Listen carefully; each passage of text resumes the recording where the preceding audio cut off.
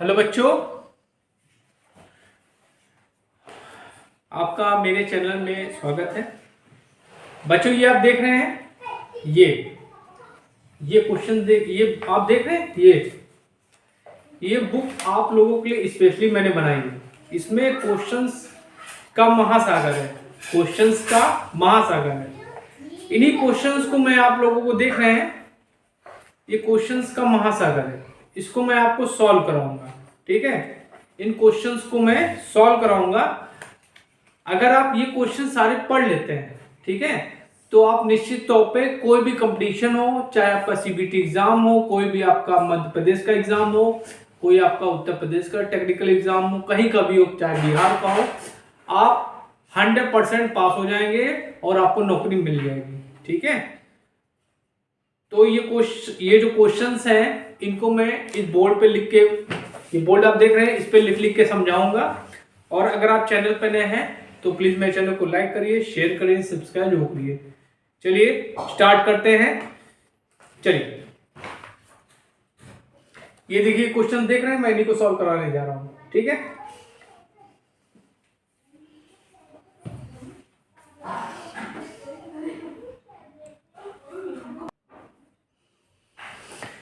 चलिए, पहला क्वेश्चन है, इलेक्ट्रॉन का आवेश होता है, इलेक्ट्रॉन का आवेश होता है plus 1.6 into 10⁻⁻19 coulomb, minus 1.6 into 10⁻19 coulomb, no charge none.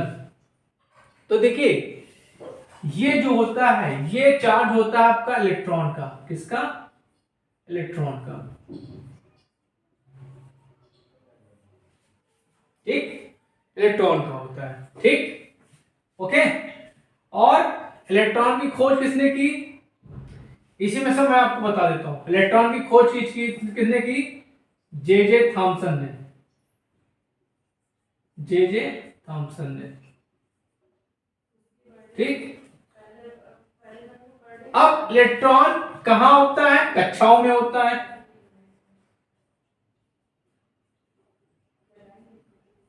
ठीक। इसका मास कितना होता है? 9.1 इंटू 10⁻⁻31 kg, ठीक। ये हो गया आपका इलेक्ट्रॉन, ठीक, ठीक। सॉरी, इलेक्ट्रॉन का ये होगा, इसमें आंसर क्या होगा? ये होगा -1.6 इंटू 10⁻⁻19 कूलम। ये जो होता है, ये प्रोटॉन का होता है, ठीक, प्रोटॉन। चलिए, प्रोटॉन पे भी एक नजर डाल लेते हैं। प्रोटॉन, प्रोटॉन की खोज की थी आपने रदरफोर्ड ने,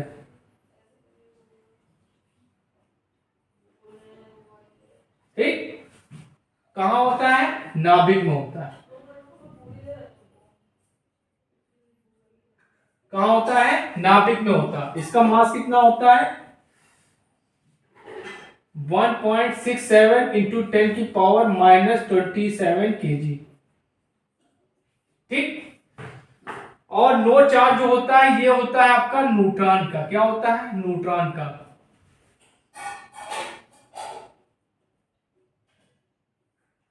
न्यूट्रॉन की खोज की थी जेम्स चैडविक ने,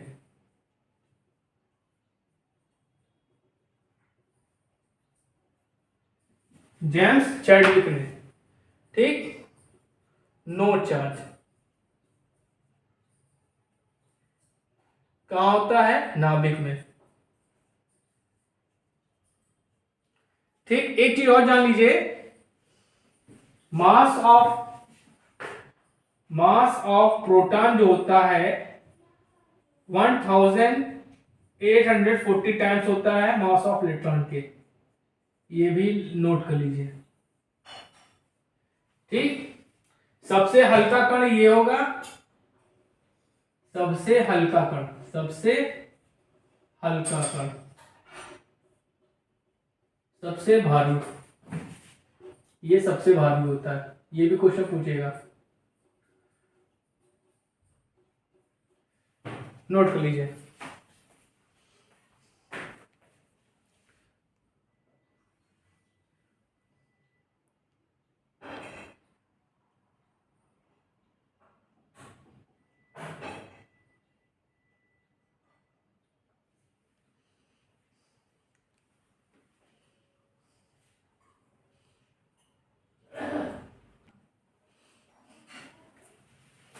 चलिए अगला क्वेश्चन क्या कह रहा है, 1 एम्पियर में कितने इलेक्ट्रॉन्स होते हैं? 1 एम्पियर में कितने इलेक्ट्रॉन्स हो सकते हैं? और ये क्वेश्चन एक तरह से और भी पूछा जा सकता है आपसे कि 1 सेकंड में किसी कंडक्टर में कितने इलेक्ट्रॉन फ्लो होते हैं, ये भी क्वेश्चन आपसे पूछा जा सकता है।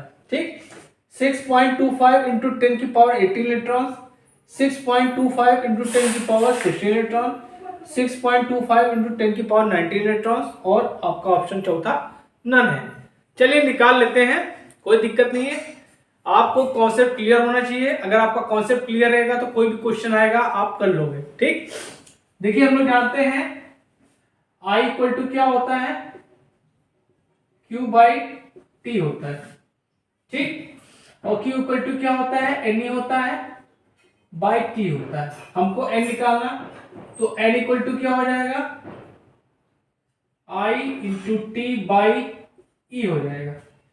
तो N की वैल्यू निकालिए, यहां से I की वैल्यू 1 रखते हैं और 1 सेकंड के लिए निकालने। और इलेक्ट्रॉन का चार्ज कितना होता है, 1.6 इंटू 10⁻⁻19।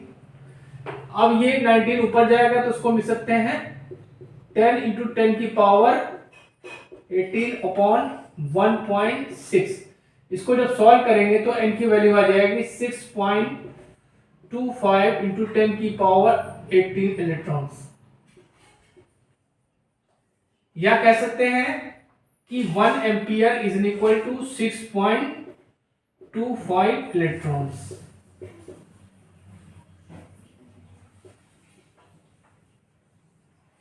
तो आपका कौन सा सही हो जाएगा, ये आपका पहला ऑप्शन बिल्कुल सही है। अच्छा, इलेक्ट्रॉन जिस वेग से गति करते हैं उनको बोलते हैं, देखिए I इक्वल टू क्या होगा, NeAVD, ये भी आप जान लीजिए। I क्या आपकी करंट है, एनी नंबर ऑफ इलेक्ट्रॉन्स,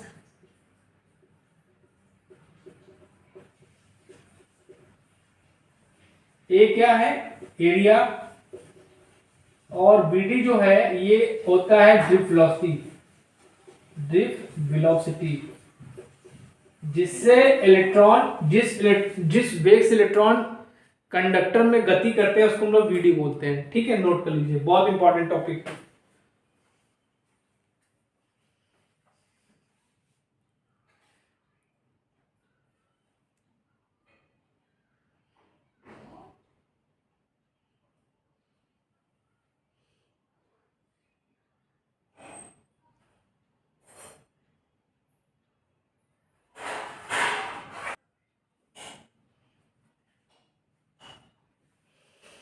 अब चलिए अगला क्वेश्चन। इस क्वेश्चन से आपके 6 प्रकार के क्वेश्चन बन सकते हैं, इसीलिए एक ही क्वेश्चन में कोशिश कर रहा हूं, मैं सारे क्वेश्चन जो बन सकते हैं वो बताने की कोशिश करता हूं। ठीक है, देखिए क्या कह रहा है कि विद्युत धारा का प्रतीक है। ठीक, एक क्वेश्चन ये पूछ सकता है, एक क्वेश्चन पूछ सकता है प्रतिरोध का प्रतीक है। ठीक, एक क्वेश्चन पूछ सकता है चालकता का प्रतीक है, एक पूछ सकता है वोल्टेज का प्रतीक है, एक पूछ सकता है विद्युत वाहक बल का प्रतीक है, एक पूछ सकता है विशिष्ट प्रतिरोध का प्रतीक है। ठीक है, तो विद्युत धारा का प्रतीक है। तो ये जितने आपको सिंबल्स दिए हैं, जितने भी आपको प्रतीक दिए, सबके बारे में मैं आपको बता देता हूं। ठीक है, जिससे आपका एक ही क्वेश्चन में 7-8 क्वेश्चन तैयार हो जाएंगे। ठीक है, लेकिन क्वेश्चन बड़े ध्यान समझिए। जो आई है ये आपका विद्युत धारा है। क्या है, विद्युत धारा। ठीक, ये है आपका प्रतिरोध,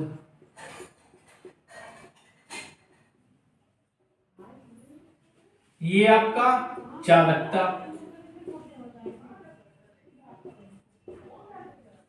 ये आपका वोल्टेज, ये आपका विद्युत वाहक बल,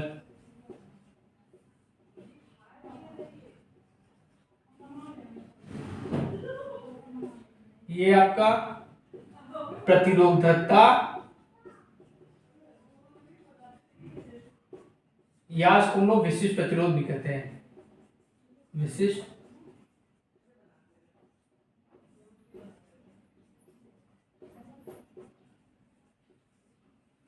अब देखिए एक क्वेश्चन आपसे ये भी पूछ सकता है कि विद्युत धारा का मात्रक क्या है, ठीक, प्रतिरोध का मात्रक क्या है, चालकता का मात्रक क्या है, वोल्टेज का मात्रक क्या है, विद्युत वाहक बल का मात्रक क्या है, प्रतिरोधकता और विशिष्ट प्रतिरोध का मात्रक क्या है। इससे भी आपके 7-8 क्वेश्चन और बन सकते हैं, तो सबको बता देते हैं, ठीक है।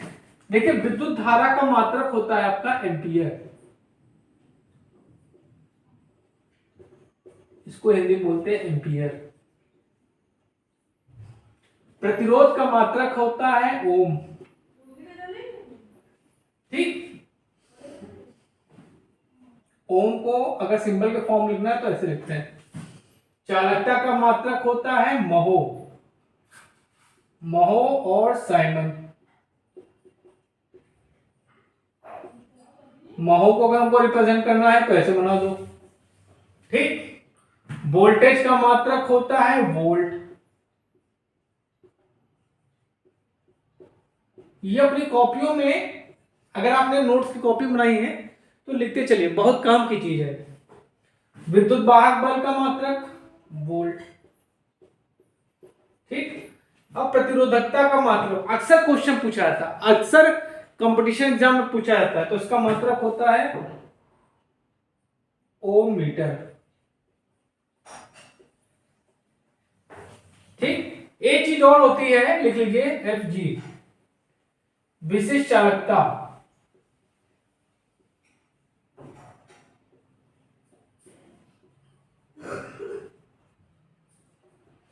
विशिष्ट चालकता जो होती है ये प्रतिरोधकता का क्या होती है, उल्टा होती है। इसको रिप्रेजेंट करते हैं हम लोग सिग्मा से, और इसका मात्रक होता है महो पर मीटर।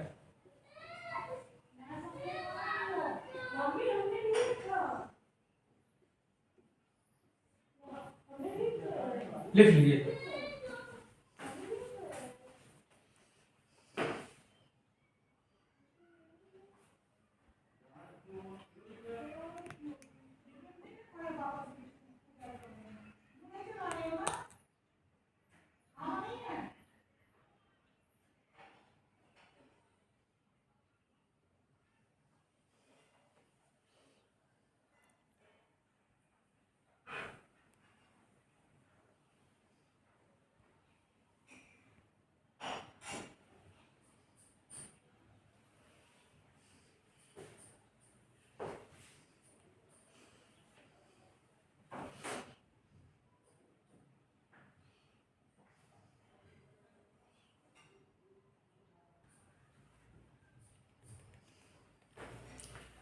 अब चलिए आज का सेकंड लास्ट क्वेश्चन देखते हैं। ये अक्सर पूछा जाता है, बच्चे इसमें कंफ्यूज हो जाते हैं, ठीक है। तो ओम के नियम को भी मैं यहाँ पे एक्सप्लेन कर दूंगा। कह रहा है ओम का नियम है V E directly proportional to I, I E directly proportional to V, V upon I equal to R, V is equal to I R और ऑल। देखिए ओम का नियम, ओम का नियम के बारे में देख लेते हैं, बहुत इंपॉर्टेंट टॉपिक है ये। देखिए V is equal to I R, V इज डायरेक्टली प्रोपोर्शनल टू I भी होता है, ठीक है। I directly proportional to V भी होता है, ठीक। जब V डायरेक्टली प्रोपोर्शनल हो जाएगा I का तो इसका फॉर्मूला बनेगा V upon I equal to R, ठीक है। और जब ये होता है तो इसका फॉर्मूला बनता है I इक्वल टू GB। बहुत सही है, ठीक। ये भी सही है, ये भी पूरे सही, ये भी सही है, ये भी सही, ये भी ओम के नियम है, ठीक। या अगर आपने कह दे V equal to I R तो ये भी आपका ओम का नियम है, ठीक है। अच्छा, ओम का नियम लागू किस पे होता है, पैसिव एलिमेंट्स पे।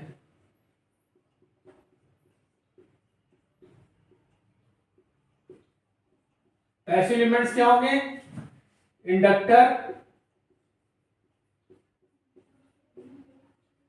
रजिस्टर, और कैपेसिटर, इन सब पे ओम्स का नियम लागू होता है। जो एक्टिव एलिमेंट्स होते हैं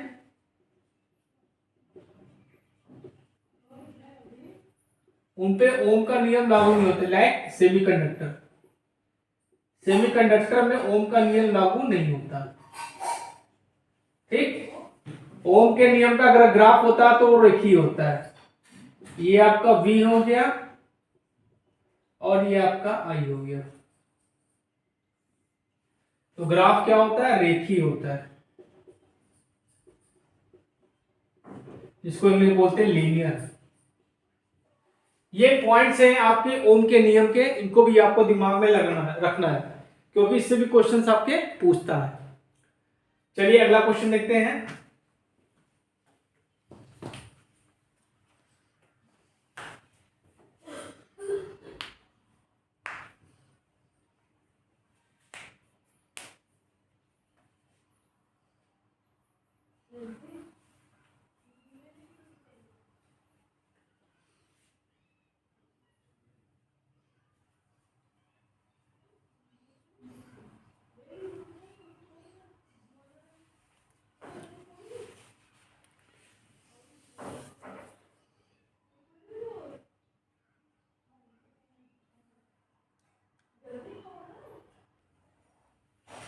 चलिए, विद्युत ऊर्जा का मात्रक होता है जूल होगा, वाट होगा, जूल पर सेकेंड होगा, प्रति डिग्री सेल्सियस होगा, या नन होगा। नन मतलब कोई नहीं।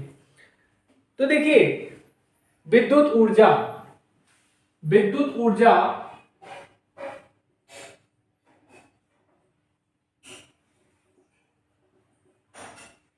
विद्युत ऊर्जा का मात्रक होता है आपका जूल। क्या होता है? जूल। ठीक, या किलोवाट आवर भी होता है। इसका एक यूनिट और होता है किलोवाट आवर। अगर इसके हम फॉर्मूले की बात करें तो होगा I²RT V²/RT और हो जाएगा आपका VIT। ये आपके विद्युत ऊर्जा के फॉर्मूले हैं, ये भी आपको पता होना चाहिए। ठीक, अब वाट, वाट किसका? ये तो आपका विद्युत ऊर्जा का मात्रक। वाट जो होगा आपका पावर का मात्रक होगा। पावर मतलब शक्ति, शक्ति का मात्रक वाट या किलोवाट। ठीक, इसके फॉर्मूले क्या होते हैं? और इसका मात्रक एक होता है जूल पर सेकंड भी होता है। ठीक, इसके फॉर्मूले क्या हो गए? W इक्वल टू लिख लीजिए आप। इसका हो जाएगा P equal to VI V²/R और I²। ये हो गए आपके पावर के फॉर्मूले। ठीक, ये क्या होता है? इसको बोलते हैं प्रतिरोध ताप गुणांक। प्रतिरोध ताप गुणांक। ठीक, प्रतिरोध ताप गुणांक को हम लोग अल्फा से रिप्रेजेंट करते हैं और इसका मात्रक होता है प्रति डिग्री सेल्सियस। ये क्या होता है? किसी भी पदार्थ का या चालक का या कंडक्टर का 1 डिग्री सेल्सियस तापमान बढ़ाने पे जो उसके प्रतिरोध में वृद्धि होती है उसको हम लोग प्रतिरोध ताप गुणांक कहते हैं। इसका मात्रक, इसको रिप्रेजेंट करते हैं अल्फा से और इसका मात्रक होता है प्रति डिग्री सेल्सियस। अगर आपका कंडक्टर है तो ये आपका पॉजिटिव होगा।